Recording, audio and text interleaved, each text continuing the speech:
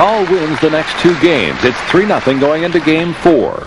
Boy, the wonderful thing about watching Tal play chess is his ability to play so many different systems. I mean, it's like you're not going to, if you're going to bust him in one area, that's fine. He'll just find some other system that he can fall back on, and he just plays so many things. So here we have a kind of English, King's Indian. Right. Is this anything at all for... Tal sacking a pawn. Very interesting. Well, this is a major theoretical dispute. Vaganian looks a little bit puzzled by it. He should be aware of it, being a... he hasn't taken the pawn. No. Being a big Ready and Catalan player, I mean, I'm sure he's seen just about everything, had just about everything thrown against him. Still, being 3-0 down, you think that you might want to take something. Well, it will be Vaganian's intention to just kind of claim the whole board with an eventual e2, e4, or even an e2, e3. Very difficult for Tal to create counter chances. Well, he's going to play b5. Precisely, that's his major aim at the moment, b7, b5. Probably knight d5 is in order for white here, so as to be able to recapture it eventually on d5 with a pawn, thereby cramping black's game a bit. a2, a4 just doesn't inspire. And he allows b5. An interesting, if somewhat unusual, decision by Vaganian. Tal's played it, and he's going to take back on c4 with the knight, obviously. Again, here we're seeing a little bit of Vaganian's originality and creativity at last. Typical of Vaganian to come up with a very unusual strategical concept. I like so his position. I like his position. Yes. But he, Black can't really attack him in any way. It's a kind of impervious position. Black can't move any pawns. Yes. Well, on the other hand, Black's pawn structure is quite sound. So all he really needs to do is exchange a bit of pieces and get some wood off the board, and life should be pleasant once endgames come around. I'm not so sure knight a5 was the correct way of getting rid of this knight on c4. Vaganian should develop some rooks.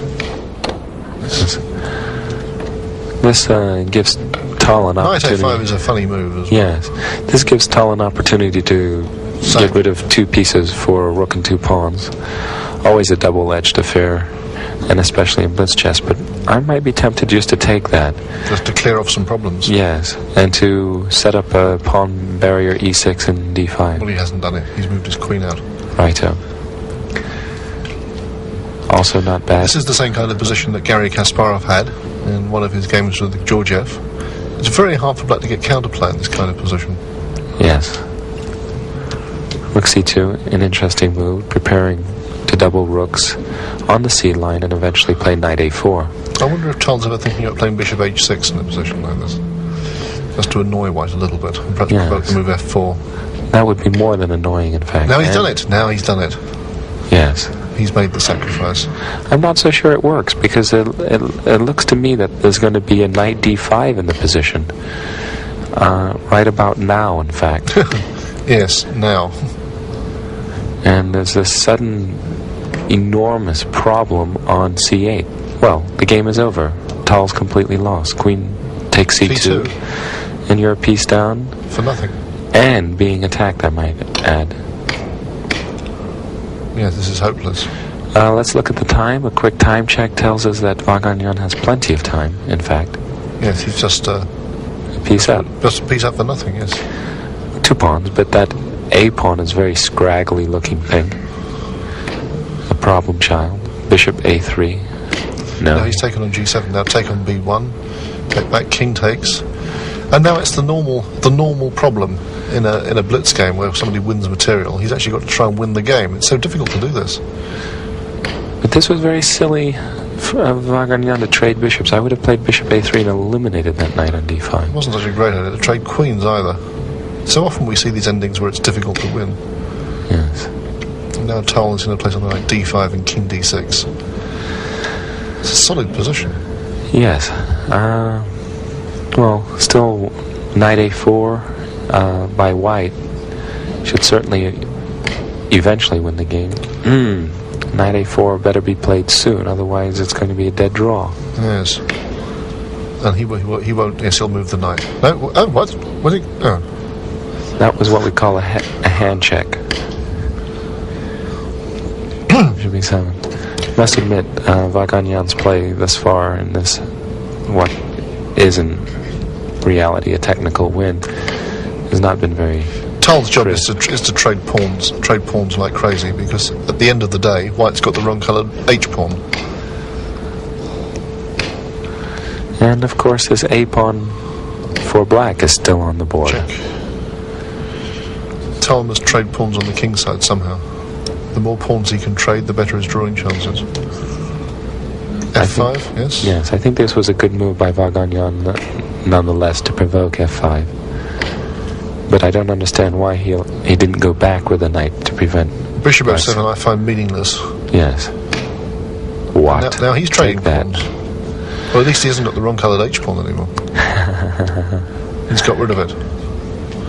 And Tal's knight comes back in the game. White having 2 pieces against 1. Black 2 pawns in compensation. And Tal...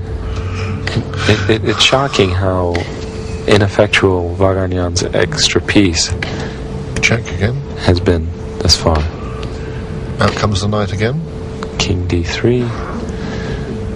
And again a head check by Vaganian, and this time reveals that he has a minute and a half. My God, trading another pawn. Continues to exchange pawns. But at least he's fixed a black pawn on F5 as a weakness. It's difficult. Huh?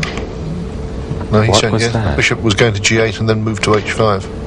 I don't understand why it was necessary to move to H5. Attacking the F4 pawn. Bishop F7. Out again. How about King D4 sometimes? Now he's pushing... Yeah. This is very interesting that Tal has now two pawns, 2+ pawns on the wings. And time about level. Both just over a minute. I'd recommend knight c3. Yes. Which has been accepted. Bringing his knight out. Staying in touch with the F4 pawn. Oh, now Tal pushes the A pawn. Check. He's winning the pawn on F5, perhaps. Yes, but he's not got to cope with the pawn on A3. Oh my God. How's he going to stop that? How's he going to stop it? Unbelievable. How does he stop it? How does the knight get back? It doesn't. It doesn't. He may as well offer a draw here. At least salvage something. Tal has just been amazing. Atrocious technique by Vaganian. He's resigned. The crowd going wild. Absolute jubilation. Mikhail Tal, a popular winner, to put it very, very mildly indeed. Tal, World Blitz Champion. I wish to present to him this medallion, the winner today of the World Blitz Champion in St. Paul, Minnesota.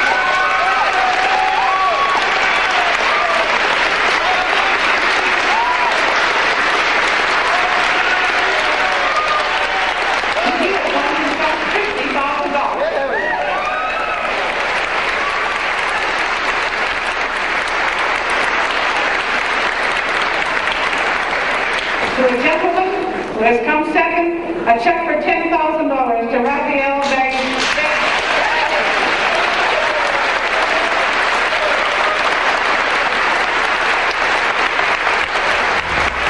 And so it's done. Raphael Vaganian loses to Mikhail Tal, Misha as they call him, the granddad of the Grandmasters. He has won the World Blitz Championship. For Raymond Keane and Yasu Sarawan, I'm Dave Reynolds. Goodbye from St. John, New Brunswick.